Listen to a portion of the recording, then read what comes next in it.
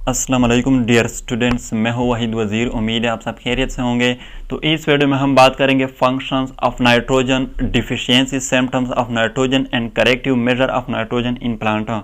के प्लांट जो इसमें नाइट्रोजन के कौन कौन से फंक्शन हो सकते हैं, और अगर प्लांट में नाइट्रोजन की डिफिशियंसी हो जाती है यानी कि नॉर्मल मकदार से कम हो जाता है, तो प्लांट में कौन कौन से सिम्टम्स जो है वो अपीयर हो जाते हैं जिसके थ्रू हम इस प्लांट को रिकॉग्नाइज कर सकते हैं कि इसमें नाइट्रोजन डिफिशियंसी हुई है।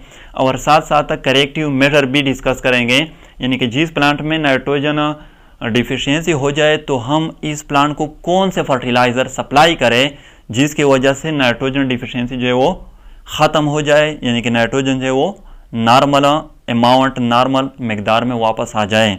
तो इसके बारे में बात करेंगे। तो पहले तो याद रखें कि 78% एटमॉस्फेयर में नाइट्रोजन की मकदार है, बाकी 22% अदर गैसेज हैं।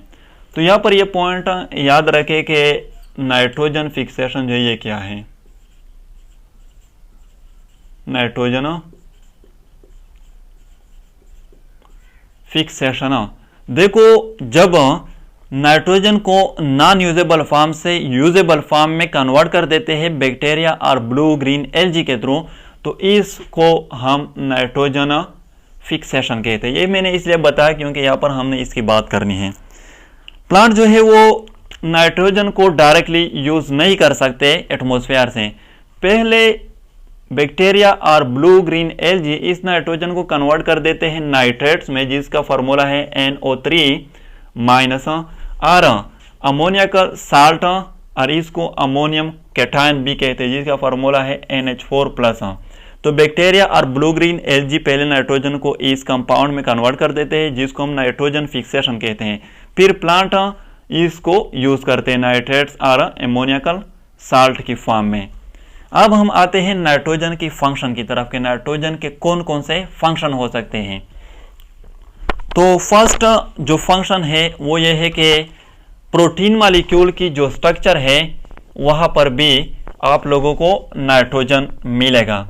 प्रोटीन जो है वो एमाइनो एसिड से बने होते हैं। एमाइनो एसिड जो ये क्या है, बिल्डिंग ब्लॉक्स है प्रोटीन के। और एमाइनो एसिड का जो स्ट्रक्चर होता है वो इसी तरह होता है, जिसमें सेंटर एटम जो है वो कार्बन है, इसके साथ COOH अटैच होता है, हाइड्रोजन अटैच होता है, और ये अल्काइल ग्रुप अटैच होता है, और ये NH2 भी अटैच होता है। तो यहाँ पर आप लोग नाइट्रोजन जो है वो देख सकते हैं कि एमाइनो एसिड का स्ट्रक्चर जो है इसमें नाइट्रोजन प्रेजेंट है। तो एमाइनो एसिड जो है इससे प्रोटीन बने होते हैं, इसलिए हम कहते हैं कि प्रोटीन मॉलिक्यूल के स्ट्रक्चर में नाइट्रोजन प्रेजेंट होता है। फर्स्ट फंक्शन तो ये हुआ। सेकेंड फंक्शन जो है वो है स्ट्रक्चर ऑफ क्लोरोफिल। अगर आप लोग स्ट्रक्चर ऑफ क्लोरोफिल को देखें तो वहाँ पर भी आप लोगों को नाइट्रोजन मिलेगा। वहाँ पर 4 नाइट्रोजन रिंग होते हैं, 4 नाइट्रोजन रिंग जिसको हम टेट्रा पायरोला रिंग कहते हैं, और इसको हमने परफायरिन रिंग भी कहा था। कलेक्टिवली इन 4 को हम परफायरिन रिंग भी कहते हैं।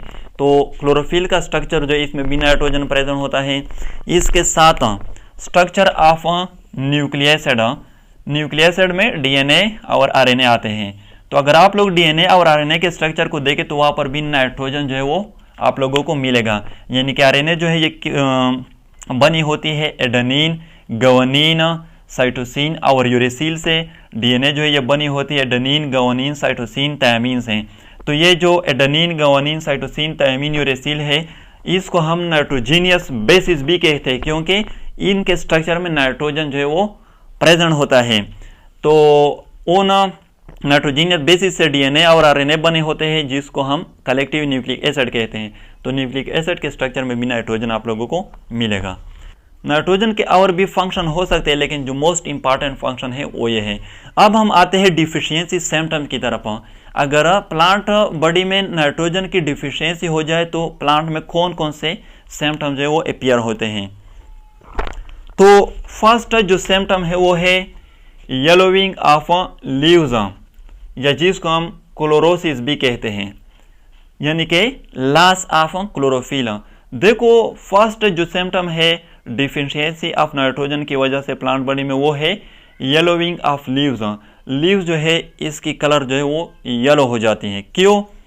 देखो हमने कहा कि नाइट्रोजन जो है ये क्लोरोफिल के स्ट्रक्चर में प्रेजेंट होता है और प्लांट बॉडी को जो ग्रीन कलर है ये क्लोरोफिल देता है। तो क्लोरोफिल के स्ट्रक्चर में नाइट्रोजन प्रेजेंट होता है, तो जब नाइट्रोजन की डिफिशियंसी हो जाती है इसके नतीजे में क्लोरोफिल जो है इसकी फॉर्मेशन नहीं होगी। तो जब क्लोरोफिल की फॉर्मेशन नहीं होगी तो फिर प्लांट में ग्रीन कलर जो है वो डिसअपीयर हो जाएगा, स्पेशली लीफ में, और लीफ जो है वो येलो हो जाएंगे। इस कंडीशन को हम क्लोरोसिस का नाम देते हैं, लॉस ऑफ क्लोरोफिल। सेकंड जो डिफिशियंसी सिम्टम है यानी कि जो नाइट्रोजन डिफिशियंसी की वजह से प्लांट में अपीयर होता है वो है protein and starch content decreased due to which plants become thinner and its growth is stunted. यानी कि नाइट्रोजन डिफिशियंसी की वजह से प्लांट बॉडी में स्टार्च और प्रोटीन के कंटेंट जो है ये भी डिक्रीज हो जाते हैं। किस तरह? देखो पहले मैंने कहा कि प्रोटीन मॉलिक्यूल के स्ट्रक्चर में नाइट्रोजन प्रेजेंट होता है, तो जब नाइट्रोजन की डिफिशियंसी हो जाती है तो अमीनो एसिड की फॉर्मेशन नहीं होगी, और जब अमीनो एसिड की फॉर्मेशन नहीं होगी तो प्रोटीन मॉलिक्यूल की फॉर्मेशन नहीं होगी। तो इसी तरह प्लांट बॉडी में फिर प्रोटीन कंटेंट जो ये डिक्रीज हो जाएंगे। सेकंड है स्टार्च। स्टार्च क्या है? प्लांट बॉडी में जो एक्स्ट्रा ग्लूकोज होते हैं वो स्टोर होते हैं स्टार्च की फॉर्म में। तो स्टार्च कंटेंट किस तरह डिक्रीज हो जाते हैं अगर प्लांट बॉडी में नाइट्रोजन की डिफिशियंसी हो जाती है? देखो जैसे कि पहले मैंने कहा कि क्लोरोफिल मॉलिक्यूल जो है इसके स्ट्रक्चर में नाइट्रोजन प्रेजेंट होता है। तो क्लोरोफिल जो है ये मेन फैक्टर है फोटोसिंथेसिस का, यानी कि अगर क्लोरोफिल मौजूद ना हो तो फिर फोटोसिंथेसिस नहीं हो सकता। क्लोरोफिल क्या करता है? फोटोसिंथेसिस के लिए लाइट को एब्जॉर्ब करता है। तो जब नाइट्रोजन की डिफिशियंसी हो जाती है फिर क्लोरोफिल की फॉर्मेशन नहीं होगी, और जब क्लोरोफिल की फॉर्मेशन नहीं होगी फिर फोटोसिंथेसिस का प्रोसेस जो है वो स्टॉप हो जाएगा, और जब फोटोसिंथेसिस का प्रोसेस जो है वो स्टॉप हो जाएगा तो इसके नतीजे में ग्लूकोज की फॉर्मेशन नहीं होगी प्लांट बॉडी में। तो जब ग्लूकोज की फॉर्मेशन नहीं होगी तो फिर स्टार्च कंटेंट जो है ये डिक्रीज हो जाएंगे, क्योंकि पहले मैंने कहा कि स्टार्च क्या है? ये स्टोर फॉर्म है ग्लूकोज का। और जब protein and starch content plant body में डिक्रीज हो जाएंगे तो फिर इसके नतीजे में प्लांट जो है वो तीन हो जाएगी, और इसका ग्रोथ जो है वो स्टंटेड हो जाएगा। स्टंटेड का मतलब स्टॉप हो जाएगा, क्योंकि प्लांट को ना प्रोटीन मिलेंगे और ना स्टार्च ग्लूकोज, जिसके नतीजे में इसका ग्रोथ जो है वो स्टंटेड हो जाएगा, स्टॉप हो जाएगा। थर्ड जो सिम्टम्स है वो है flowering and fruiting are reduce. मैं फिर वही बात करना चाहूँगा, जब क्लोरोफिल की फॉर्मेशन नहीं होगी नाइट्रोजन डिफिशियंसी की वजह से फिर प्लांट में फोटोसिंथेसिस नहीं होगा, और जब फोटोसिंथेसिस नहीं होगा तो प्लांट में ग्लूकोज जो है वो प्रिपेयर नहीं होंगे, और जब ग्लूकोज प्रिपेयर नहीं होंगे तो इसके नतीजे में प्लांट में फ्रूटिंग और फ्लावरिंग जो है ये भी रिड्यूस हो जाएगी, क्योंकि प्लांट को फूड नहीं मिलेगा। तो फोर्थ जो डिफिशियंसी सिम्टम है वो ये है कि dormancy is prolonged and early senescence is start. यानी कि जब प्लांट में नाइट्रोजन की डिफिशियंसी हो जाती है तो उसमें डर्मेंसी जो है वो प्रोलॉन्ग हो जाती है, और इसके साथ साथ ईयरली सेनेसेंस जो है वो स्टार्ट हो जाता है। डर्मेंसी क्या है? वो कंडीशन जब प्लांट जिंदा तो होगा लेकिन वो ग्रो नहीं होगा, ग्रोथ नहीं करेगा। क्यों नहीं करेगा ग्रोथ? पहले मैंने बताया कि क्लोरोफिल की फॉर्मेशन नहीं होगी तो फोटोसिंथेसिस नहीं होगा, तो फोटोसिंथेसिस जब नहीं होगा तो प्लांट को फूड नहीं मिलेगा, ग्लूकोज नहीं मिलेंगे, तो इसके ग्रोथ जो है वो स्टॉप हो जाएगा, जिसको हम डर्मेंसी कहते हैं। और इसके साथ ईयरली सेनेसेंस। सेनेसेंस का मतलब है एजिंग ऑफ प्लांट। जब प्लांट जो है वो एज हो जाती है तो इसको हम एज सेनेसेंस कहते हैं। तो प्लांट जो है इसमें नाइट्रोजन डिफिशियंसी की वजह से ईयरली सेनेसेंस स्टार्ट हो जाएगा, ईयरली एजिंग जो है वो स्टार्ट हो जाएगा, क्योंकि उसको फूड नहीं मिलेगा प्लांट को। जनरल स्टार्वेशन डिजीज, ये याद रखें ये एक डिजीज है, जनरल स्टार्वेशन नाम है इसका। ये नाइट्रोजन डिफिशियंसी की वजह से प्लांट में होती है। स्टार्वेशन का मतलब है भूख लगना और फूड भी ना मिलना, यानी कि जब भूख भी लग जाती है और आपको फूड भी नहीं मिल रहा हो तो इसको हम नाम देते हैं स्टार्वेशन।